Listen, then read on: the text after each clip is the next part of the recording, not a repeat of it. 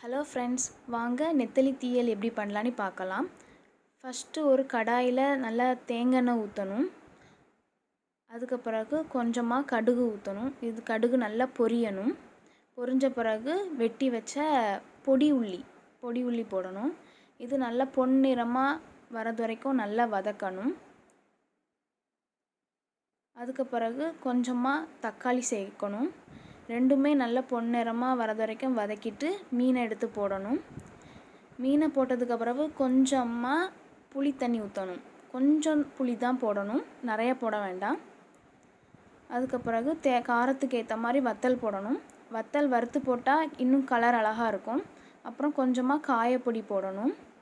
அப்புறம் கொஞ்சமாக மஞ்சள், தேவையான அளவு உப்பு. இவ்வளோ தான் ஃப்ரெண்ட்ஸ். இது நல்லா கொதிக்க வைக்கணும். கொதிக்க வைக்கும்போதே நல்ல மணம் வரும். காயப்பொடி போட்டிருக்கனால நல்ல மணம் வரும். இது டேஸ்ட்டு சூப்பராக இருக்கும். உங்களுக்கு பிடிச்சிருந்தனா ட்ரை பண்ணி பாருங்கள். லைக் பண்ணுங்கள், ஷேர் பண்ணுங்கள், சப்ஸ்கிரைப் பண்ணுங்கள்.